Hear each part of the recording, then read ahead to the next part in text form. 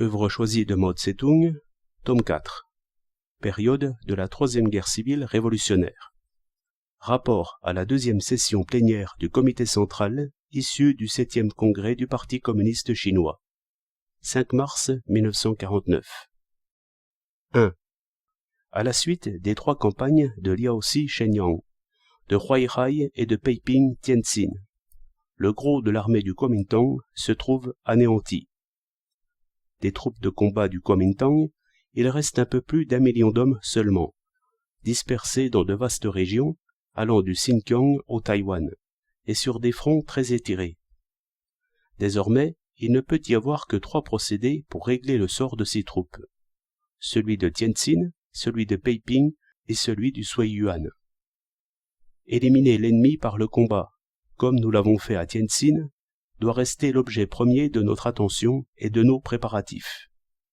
Les commandants et les combattants de l'armée populaire de libération ne doivent en aucune façon relâcher leur volonté de combat.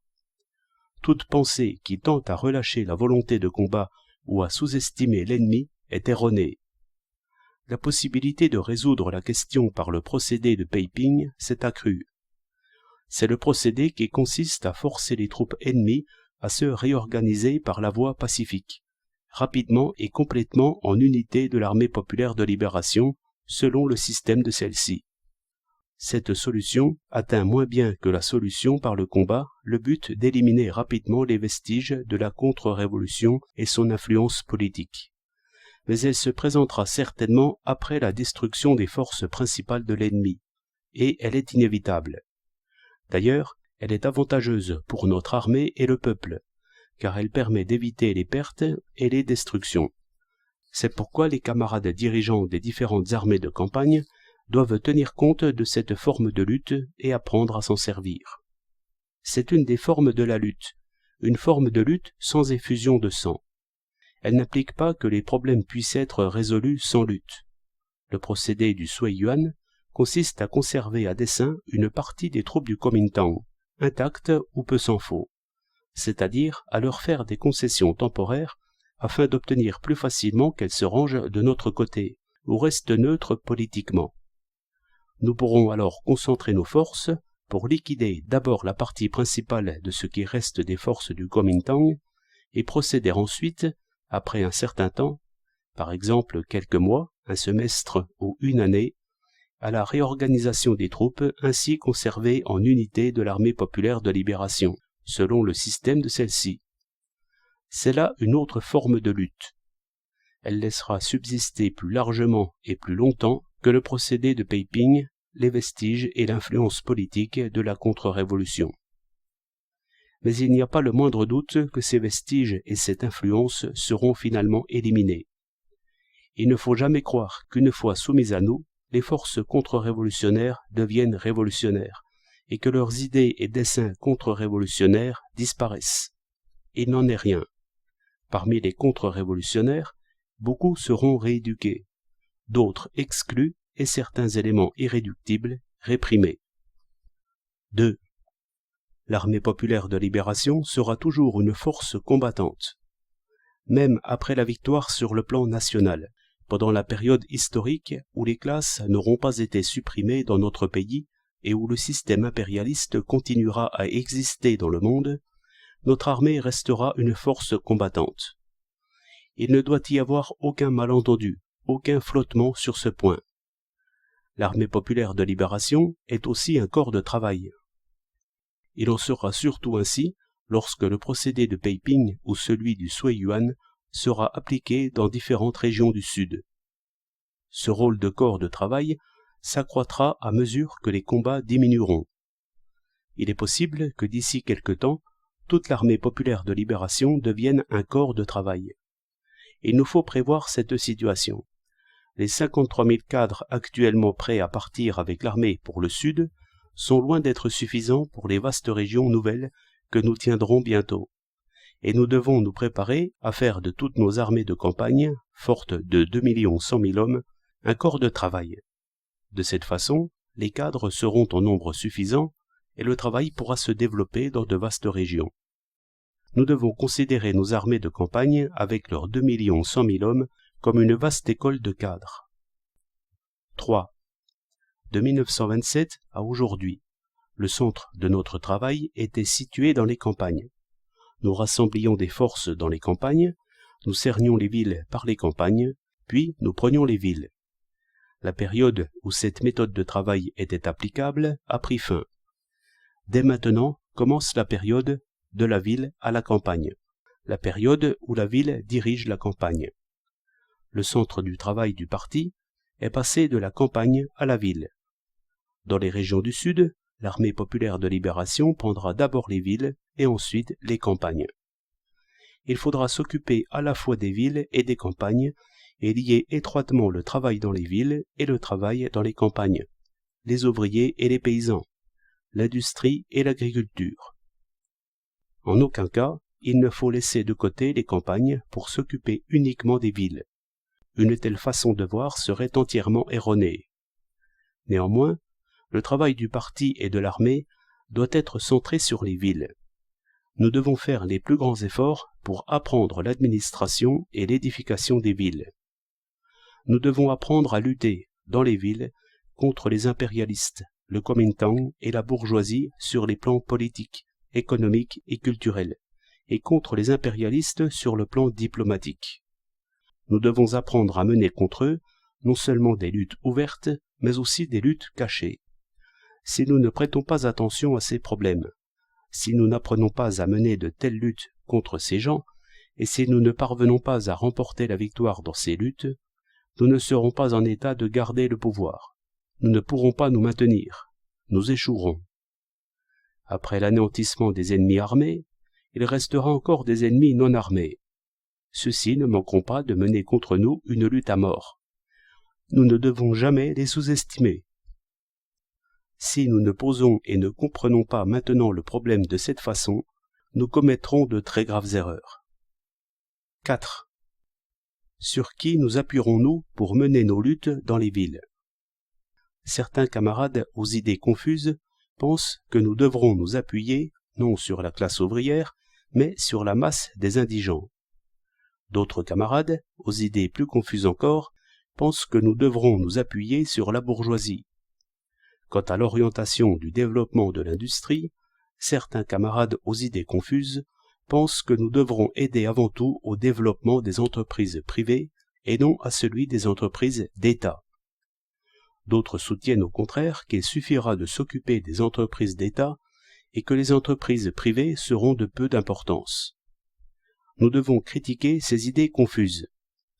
Nous devons nous appuyer de tout cœur sur la classe ouvrière, unir à nous les autres masses laborieuses, gagner les intellectuels et faire en sorte que le plus grand nombre possible d'éléments de la bourgeoisie nationale et de ses représentants, susceptibles de coopérer avec nous, se rangent de notre côté ou restent neutres, afin que nous puissions mener une lutte résolue contre les impérialistes, le Kuomintang et la bourgeoisie bureaucratique, et vaincre progressivement ses ennemis. En même temps, nous commencerons notre œuvre d'édification, nous apprendrons peu à peu à administrer les villes, nous relèverons et développerons leur production. En ce qui concerne le problème du relèvement et du développement de la production, il faut spécifier ce qui suit. En premier lieu, vient la production de l'industrie d'État. En second lieu, la production de l'industrie privée. En troisième lieu, la production artisanale. Du jour même où nous prenons possession d'une ville, nos regards doivent être tournés vers le relèvement et le développement de sa production. Nous devons nous garder d'agir à l'aveuglette, à tort et à travers, en oubliant la tâche principale, de telle façon que, plusieurs mois après la prise de la ville, la production et l'édification n'y soient pas encore dans la bonne voie, et que beaucoup d'industries y soient même arrêtées, provoquant le chômage des ouvriers, l'abaissement de leur niveau de vie et leur mécontentement envers le Parti communiste. Un état de choses pareil serait tout à fait inadmissible, d'où la nécessité pour nos camarades de faire les plus grands efforts pour apprendre les techniques de production et les méthodes de gestion, de s'initier à toutes les activités directement liées à la production, telles que le commerce et la banque. Ce n'est qu'avec le relèvement et le développement de la production dans les villes avec la transformation des villes de consommation en villes de production, que le pouvoir populaire pourra s'affermir. Les autres tâches à accomplir dans les villes, par exemple le travail d'organisation du parti, le travail dans les organes du pouvoir, les syndicats et autres organisations populaires, le travail dans le domaine de la culture et de l'éducation, le travail de liquider la contre-révolution, le travail dans les agences d'information, les journaux et la radiodiffusion, toutes ces tâches doivent être menées autour de la tâche centrale de production et d'édification économique, et la servir. Si nous ne connaissons rien à la production et n'arrivons pas à acquérir rapidement les connaissances nécessaires, si nous ne pouvons pas relever et développer la production dans le plus bref délai et remporter des succès réels, de façon à améliorer la vie du peuple en général, celle des ouvriers en premier lieu, nous ne serons pas en état de garder le pouvoir, nous ne pourrons pas nous maintenir et nous échouerons.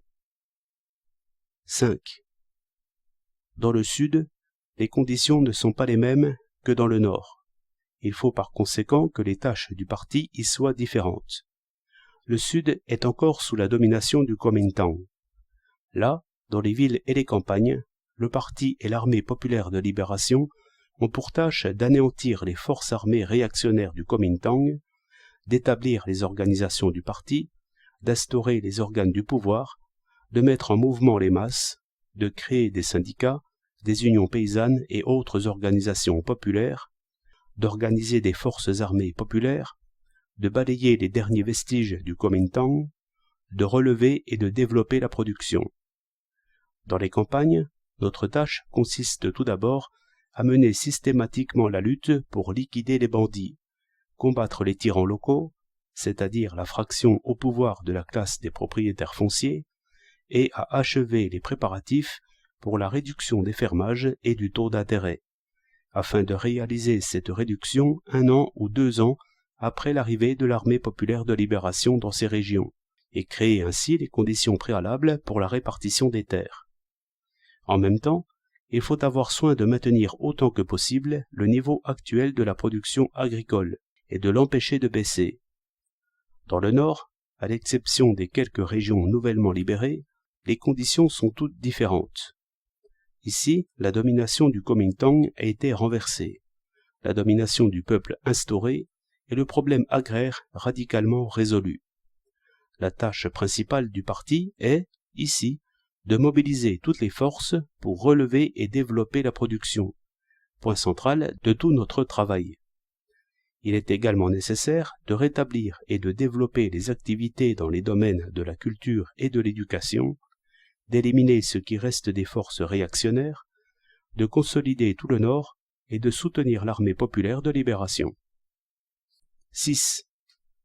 Nous avons déjà effectué un vaste travail d'édification économique. La politique économique du parti a été traduite dans la pratique, et elle a obtenu des succès marquants. Cependant, sur la question de savoir pourquoi on doit adopter telle politique économique plutôt que telle autre, sur cette question de théorie et de principe, il existe dans le parti beaucoup d'idées confuses. Comment faut-il répondre à cette question?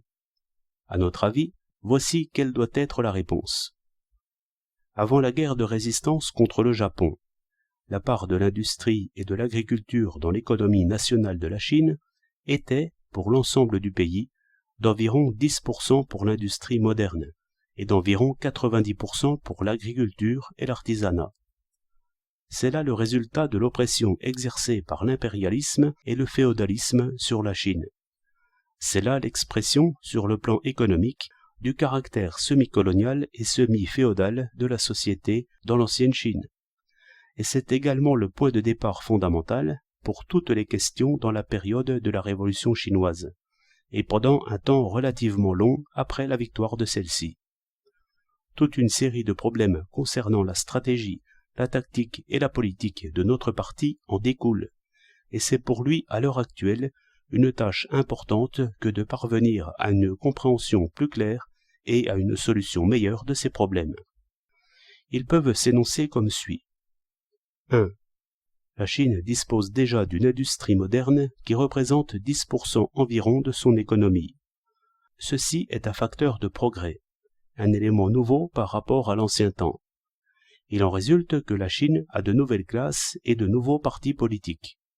Le prolétariat et la bourgeoisie, les partis prolétariens et bourgeois. Ayant subi l'oppression de multiples ennemis, le prolétariat et son parti ont été trempés par les épreuves, et ils sont qualifiés pour diriger la révolution du peuple chinois. Quiconque néglige ou minimise ce fait commettra des erreurs d'opportunisme de droite. 2.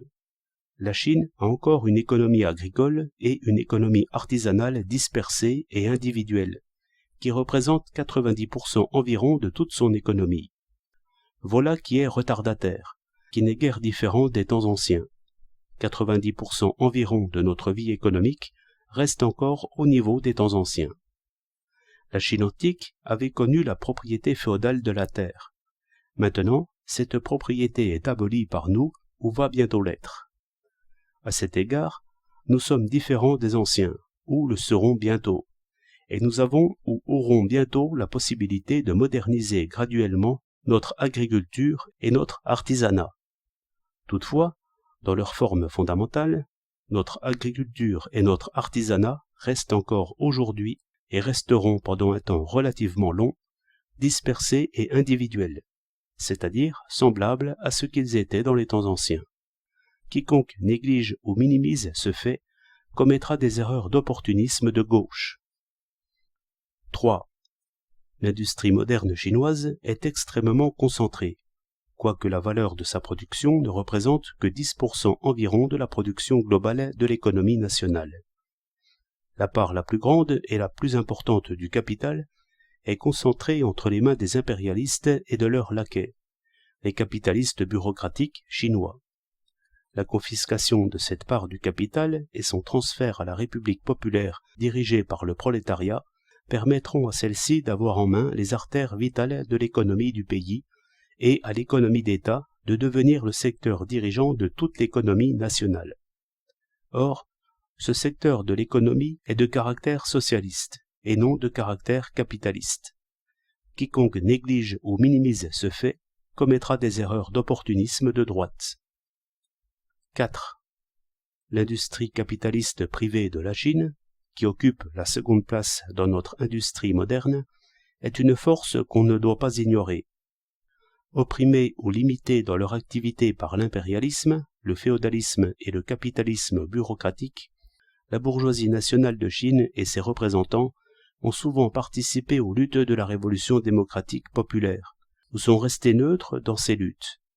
Pour ces raisons, et du fait que l'économie chinoise est encore retardataire, il sera nécessaire, pendant une période assez longue après la victoire de la Révolution, d'utiliser autant que possible les facteurs positifs du capitalisme privé des villes et de la campagne dans l'intérêt du développement de l'économie nationale. Pendant cette période, il faudra permettre à tous les éléments du capitalisme urbain et rural, qui sont profitables et non nuisibles à l'économie nationale, d'exister et de se développer. Ceci est non seulement inévitable, mais encore économiquement indispensable.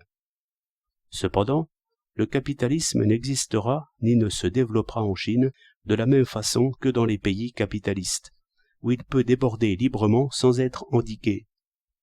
Le capitalisme sera limité en Chine de plusieurs façons, par la restriction de son champ d'activité, par la politique fiscale, par les prix du marché et par les conditions de travail. Nous adopterons une politique appropriée et souple pour limiter le capitalisme de plusieurs façons, selon les conditions spécifiques de chaque lieu, de chaque branche et de chaque période.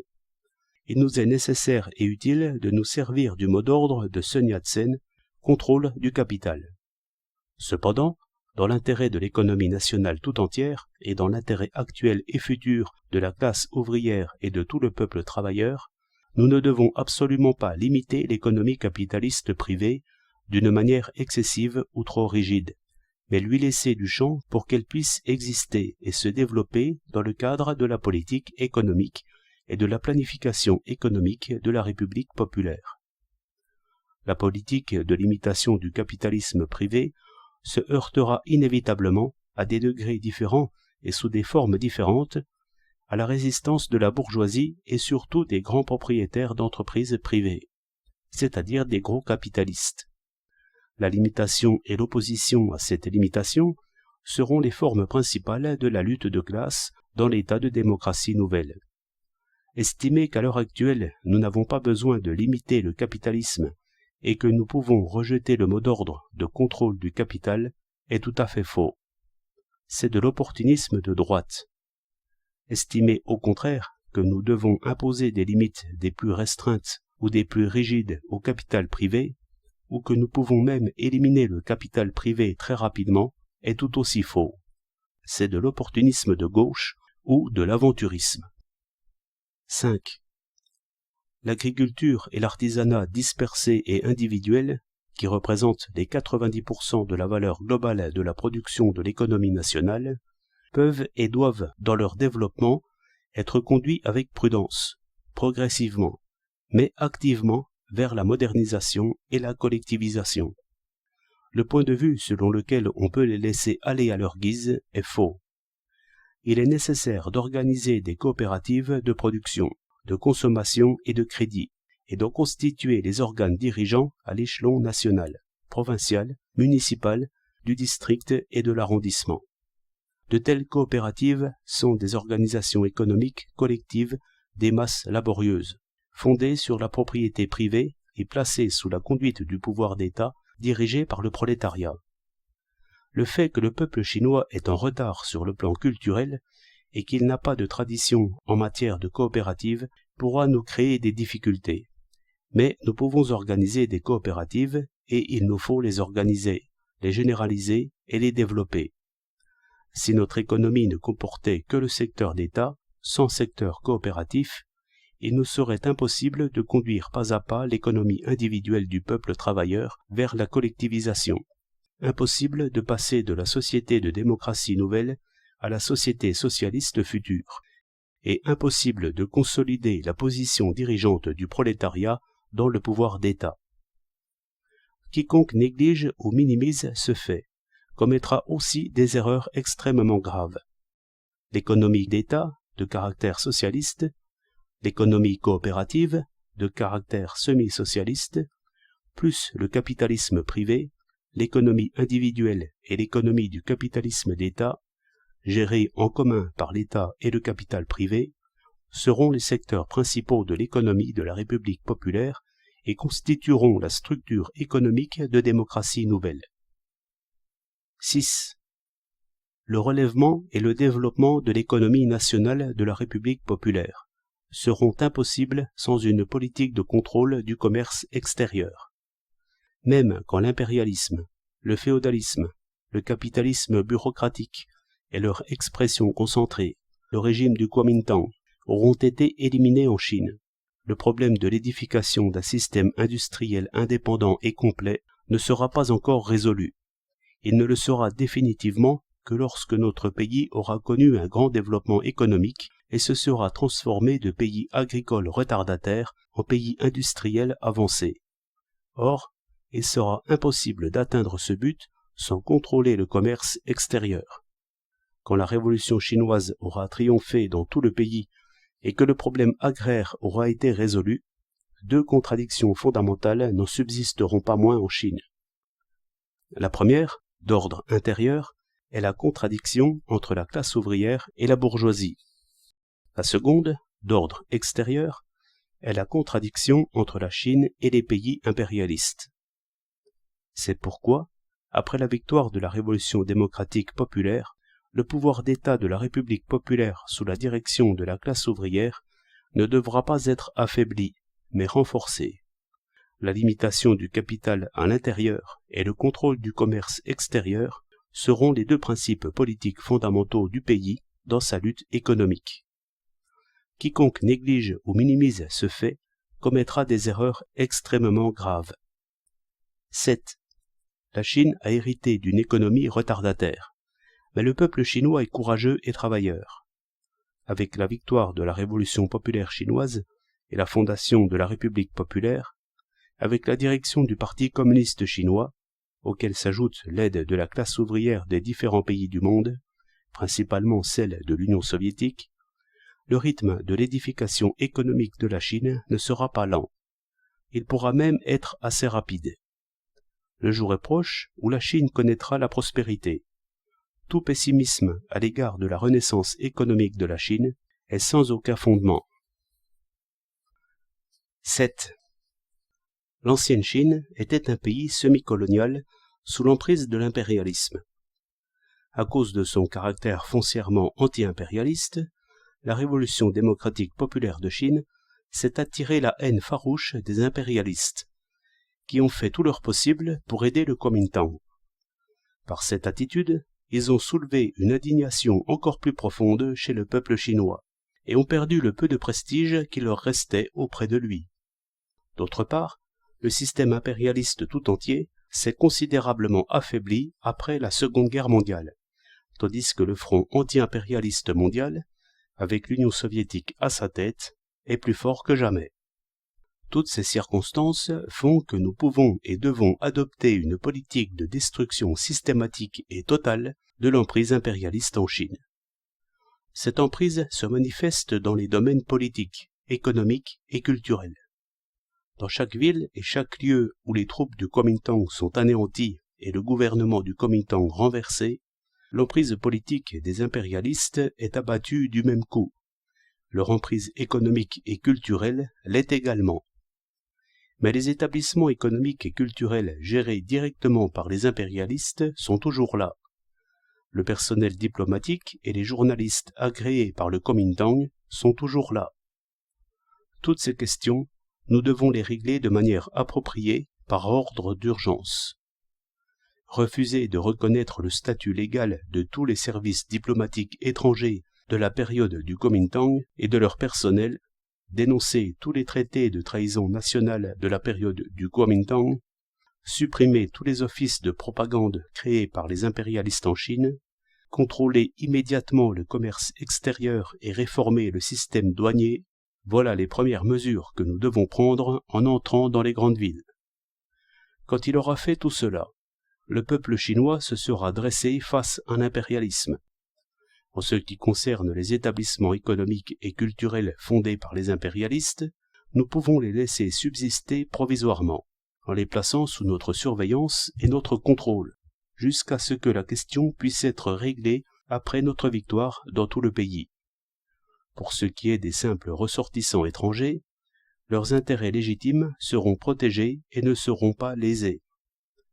Quant à la question de la reconnaissance de la Chine par les pays impérialistes, nous ne devons pas nous presser de la régler maintenant, et même après la victoire dans tout le pays, pendant une période assez longue, nous n'aurons pas besoin de nous presser de la régler. Nous sommes disposés à établir des relations diplomatiques avec tous les pays selon le principe d'égalité, mais les impérialistes qui ont toujours été hostiles au peuple chinois ne nous traiteront sûrement pas en égaux dans un bref délai. Tant que les pays impérialistes n'auront pas abandonné leur attitude hostile, nous ne leur accorderons pas de statut légal en Chine. Pour le commerce avec les étrangers, cela ne fait pas de question. Quand il y aura du commerce à faire, nous en ferons. D'ailleurs, nous avons déjà commencé à en faire. Et les commerçants de plusieurs pays capitalistes sont pour cela entrés en concurrence. Nous devons autant que possible commercer avant tout avec les pays socialistes et les pays de démocratie populaire. Mais en même temps, nous commercerons avec des pays capitalistes. 8.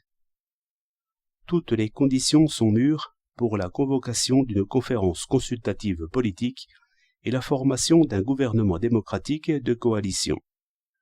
Tous les partis démocratiques, toutes les organisations populaires et tous les démocrates sans parti se rangent de notre côté. La bourgeoisie de Shanghai et du bassin du Yangtze cherche à nouer des relations avec nous. La navigation et les relations postales entre le nord et le sud du pays commencent à reprendre.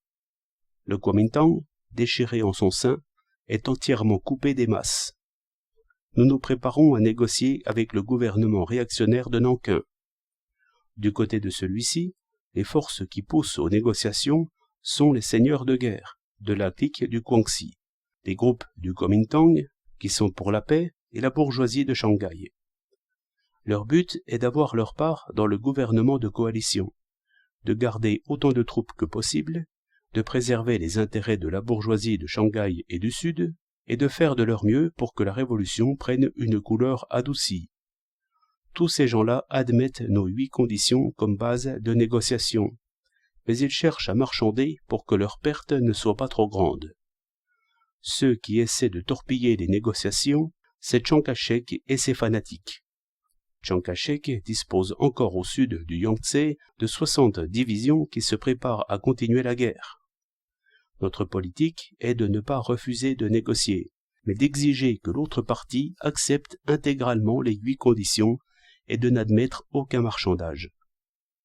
En retour, nous n'écraserons pas la clique du Guangxi, ni les autres groupes du Kuomintang qui sont pour la paix. Nous irons jusqu'à retarder d'1 an environ la réorganisation de leurs troupes. Nous autoriserons certaines personnalités du régime de Nankin à participer à la conférence consultative politique et au gouvernement de coalition, et nous accepterons de protéger certains intérêts de la bourgeoisie de Shanghai et du Sud. Ces négociations seront menées sur un plan général. Si elles réussissent, elles auront le grand avantage de réduire bien des obstacles à l'avance de notre armée vers le Sud et à l'occupation des grandes villes du Sud. Si elles ne réussissent pas, des pourparlers séparés, de caractère local, seront à mener après l'avance de notre armée. Les négociations sur un plan général seront prévues pour la dernière décade de mars. Nous espérons occuper Nankin en avril ou mai, puis convoquer la conférence consultative politique à Peiping, former un gouvernement de coalition et établir la capitale à Peiping. Puisque nous avons accepté de négocier, nous devons nous attendre à de nombreuses complications qui surgiront après le succès des négociations. Nous devons avoir l'esprit lucide pour faire face à la tactique qu'adoptera l'autre partie, tactique de Suen Wukong, le roi des singes, qui se glissa dans l'estomac de la princesse à l'éventail de fer, pour s'y démener comme un diable. Tant que nous aurons l'esprit suffisamment préparé, nous pourrons vaincre n'importe quel singe diabolique. Qu'il s'agisse de négociations de paix sur un plan général ou de pourparlers de caractère local, prémunissons-nous toujours de cette façon. Nous ne devons pas refuser de négocier par crainte des complications ou par souci de la tranquillité. Nous ne devons pas non plus y aller avec des idées brumeuses. Nous devons être fermes sur les principes et aussi avoir toute la souplesse que permet et qu'exige l'application de nos principes. 9. La dictature démocratique populaire, dirigée par le prolétariat et basée sur l'alliance des ouvriers et des paysans, exige de notre parti qu'il unisse consciencieusement toute la classe ouvrière, toute la paysannerie et les larges masses d'intellectuels révolutionnaires. Ce sont là la force dirigeante et les forces fondamentales de cette dictature, qui, sans une telle union, ne peut être affermie.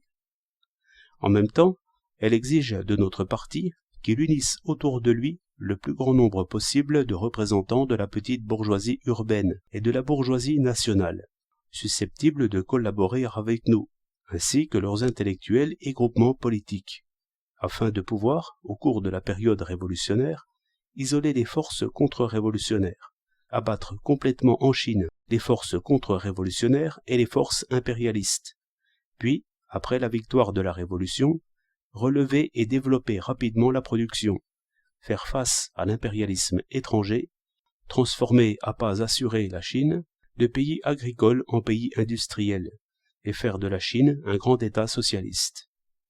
C'est pourquoi la politique de coopération à long terme de notre parti avec les démocrates en dehors du parti doit s'affirmer dans la pensée et le travail de tout le parti.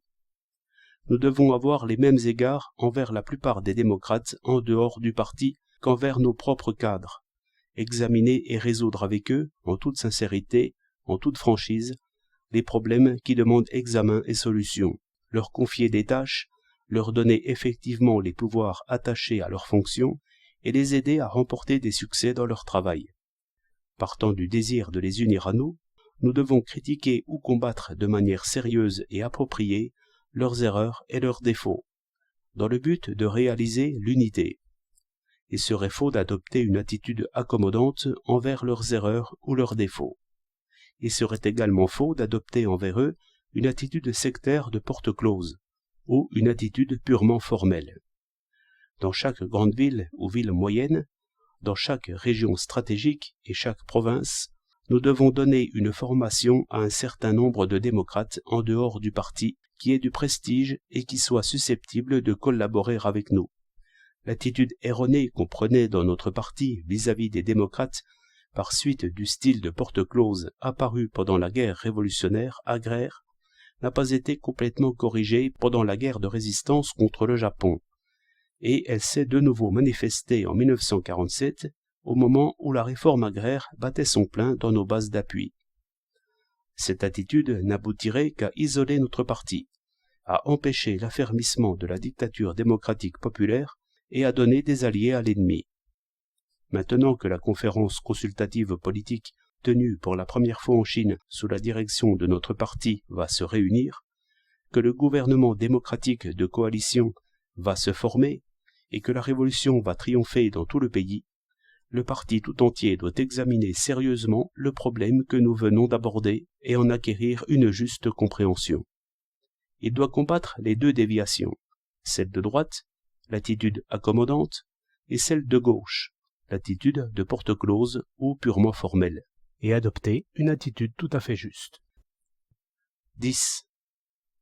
Bientôt, nous remporterons la victoire dans tout le pays. Cette victoire rompra le front oriental de l'impérialisme et sera d'une grande portée internationale. Pour remporter cette victoire, il ne faudra plus beaucoup de temps et d'efforts, mais il en faudra beaucoup pour la consolider. La bourgeoisie met en doute notre capacité de construire. Les impérialistes comptent que nous finirons par leur demander l'aumône pour pouvoir subsister. Après la victoire, certains états d'esprit peuvent se faire jour dans le parti. Orgueil, prétention d'être homme de mérite, inertie et répugnance à aller de l'avant, recherche des agréments de la vie et refus de mener encore une vie difficile. Avec la victoire, le peuple nous sera reconnaissant et la bourgeoisie s'avancera pour nous flatter. L'ennemi ne peut nous vaincre par la force des armes. Ceci a été prouvé. Cependant, les flatteries de la bourgeoisie peuvent conquérir les volontés faibles dans nos rangs. Il peut y avoir de ces communistes que l'ennemi armé n'a pu vaincre, qui se conduisaient devant l'ennemi en héros dignes de ce nom, mais qui, incapables de résister aux balles enrobées de sucre, tomberont sous ces balles. Nous devons prévenir pareil état de choses. La conquête de la victoire dans tout le pays n'est que le premier pas d'une longue marche de 10 000 lis. Ce pas, même s'il mérite notre fierté, est relativement minime. Ce qui sera plus digne de notre fierté est encore à venir. Dans quelques dizaines d'années, la victoire de la Révolution démocratique populaire de Chine, vue rétrospectivement, ne semblera qu'un bref prologue à une longue pièce de théâtre. C'est par le prologue que commence une pièce, mais le prologue n'en est pas l'apogée. La Révolution chinoise est une grande révolution, mais après sa victoire, la route à parcourir sera bien plus longue, notre tâche plus grandiose et plus ardue. C'est un point qu'il faut élucider dès à présent dans le parti pour que les camarades restent modestes, prudents, non présomptueux, ni irréfléchis dans leur style de travail, pour qu'ils persévèrent dans leur style de vie simple et de lutte ardue. Nous avons en main l'arme marxiste-léniniste de la critique et de l'autocritique. Nous sommes capables de nous débarrasser du mauvais style et de conserver le bon. Nous réussirons à apprendre tout ce que nous ne connaissions pas auparavant. Nous ne sommes pas seulement bons à détruire le monde ancien, nous sommes également bons à construire un monde nouveau. Le peuple chinois veut vivre sans demander l'aumône aux impérialistes. Bien plus, il vivra mieux qu'on ne vit dans les pays impérialistes.